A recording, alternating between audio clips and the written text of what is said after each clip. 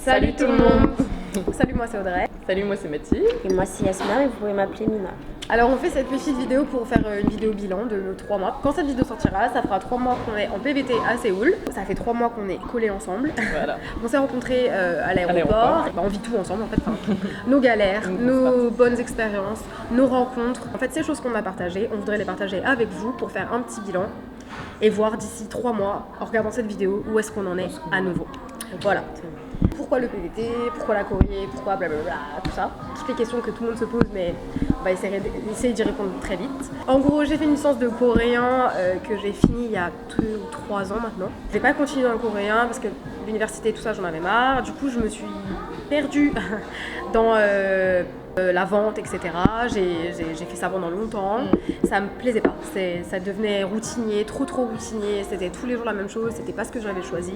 Je me suis dit, j'en ai marre. J'ai 24 ans, j'ai pas envie d'être tombée dans cette routine déjà. C'était n'importe quoi. Donc, un PVT. Mais forcément, j'avais fait une licence de coréen, donc en Corée, ça m'a paru logique. Parce que du coup, c'était aussi pour que mon niveau de coréen, je retrouve un niveau parce que du coup, j'ai pas pratiqué du tout. Et voilà, tout simplement. Donc, j'ai préparé ça pendant 1 an, 6 mois, et me voilà. Moi je te rejoins un peu là-dessus aussi, ouais, moi j'étais un petit peu à l'arrêt sur certaines une petite période de ma vie, mais bon bref ça je vous en reparlerai plus tard. Donc là moi je lance mon business en fait de photographe, je me reconvertis en photographe, en tant que photographe. Je suis une grande voyageuse, donc j'avais envie de refaire un autre pays, je connaissais pas trop l'Asie. La Corée j'avais un petit intérêt récent et en gros je me suis dit allez pourquoi pas. Alors go, je lance ma boîte et je pars à l'autre bout du monde et 2 mois plus tard. En gros voilà j'ai pris ma décision, 2 mois plus tard j'étais ici. Donc voilà pourquoi je suis là, un changement de vie, un changement pro. Voilà, moi j'aime bien, c'est un nouveau challenge. Donc voilà. Ouais. Et du coup, pour ma part, j'ai fait une licence LEA anglais-japonais. J'aime toujours le Japon, voilà. Et après ma licence, j'ai fait un échange universitaire à Busan pendant 1 an. C'est là-bas que j'ai appris le coréen. Je me suis fait plein de potes, des belles expériences et tout. Et en rentrant en France, je savais pas quoi faire après ma licence. Et je me suis dit, bah non, vas-y, on retourne en Corée, mais à Séoul cette fois, pour essayer de nouvelles expériences professionnelles. Pendant 10 mois, j'ai mis de l'argent de côté, je suis revenue. Voilà. voilà, c'est tout. Quand cette vidéo sortira, comme je l'ai dit, ça fera 3 mois qu'on sera là. Et en fait, qu'est-ce qui nous arrive pendant 3 mois Pour ma part, en vite fait, en gros, j'avais un Airbnb pendant 3 semaines. J'ai voulu absolument trouver une maison que j'ai trouvée. Moi, j'étais dans un optique, j'avais besoin de me rassurer et de gagner un peu d'argent, donc j'ai voulu vite trouver un travail. Donc j'ai cherché au bout d'1 semaine en Corée et j'ai trouvé au bout de 2 semaines. Voilà. C'est fou, mais je vous présente Audrey. En même temps que toutes ces choses arrivent, on fait des rencontres, des plutôt belles rencontres. Et à l'inverse, on a que des gens de passage en fait. Moi, malheureusement, pour l'instant, les gens de passage, c'est surtout les Coréens. J'arrive pas trop, pour l'instant, encore à... J'en ai quelques-uns avec qui je m'entends super bien, on se voit fréquemment et tout. Mais vraiment, les gens avec qui j'arrive le plus à accrocher, c'est les étrangers ou les Français. C'est malheureux, mais pour l'instant, c'est comme ça. Je pense que c'est facile parce qu'on partage les mêmes galères, une même culture. Souvent, c'est par exemple des gens d'Europe ou des Américains et voilà. Ça marche, ça tilt, ça le fait. Moi socialement, au niveau des Coréens, moi en fait j'ai une coloc qui est vraiment absolument géniale. Donc j'ai trouvé en fait au bout d'1 semaine ici, j'avais pris juste une auberge de jeunesse et c'était gros pari de trouver un logement sous 1 semaine que j'ai trouvé. Que t'as trouvé. Et qui est super. Et qui est super vraiment. Voilà. Ouais. Le seul point négatif c'est que je peux ramener personne. Je m'entends très bien avec 2 d'entre elles en fait, qui sont coréennes. Elles ont toutes les 2 habité un petit peu à l'étranger, donc l'anglais est vraiment parfait, donc ça aide à la communication, puisque je ne parle pas coréen.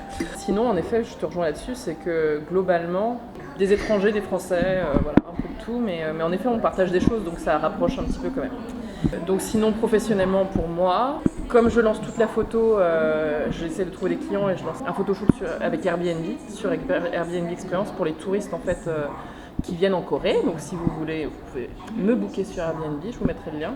Et en parallèle, du coup, il fallait que je trouve quelque chose qui me permette de gagner de l'argent, mais d'avoir quand même cette souplesse. Donc j'ai commencé à faire un peu de tutorat. Donc là, j'ai 2 élèves et j'enseigne un peu le français. On vous reparlera de tout ça dans une prochaine vidéo, mais voilà un peu ma situation.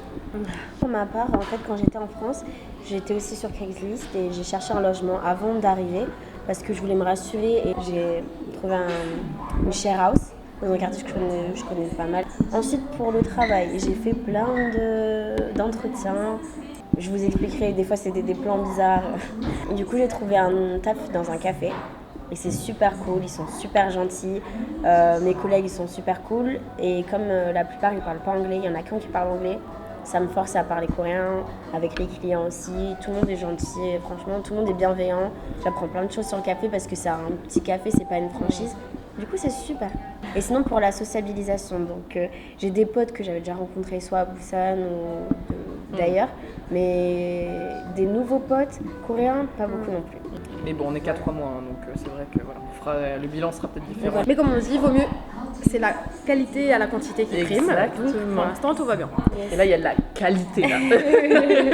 On a fait cette vidéo un peu bilan, on aimerait bien qu'elle vous plaise autant qu'elle nous plaît à nous de la faire, et c'est super sympa, ça nous fait une rétrospective un peu de ce qu'on a vécu. Ça nous permet de voir qu'en fait il s'est passé beaucoup de choses, c'est une aventure qui est prometteuse en fait. Ouais. Donc voilà, donc on espère que cette vidéo vous a plu. On a un Instagram sur les potes Séoul, on vous mettra le lien en bas.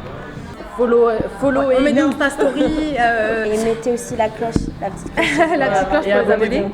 Et plein d'autres nouvelles vidéos qui vont arriver. Voilà, j'espère que vous avez kiffé la vidéo. Oui. Nous c'était cool à tourner. Voilà. On vous fait des gros bisous à tous. On vous dit à très bientôt. Bonne soirée, bonne journée, je sais pas. Bye. Bisous. Bye.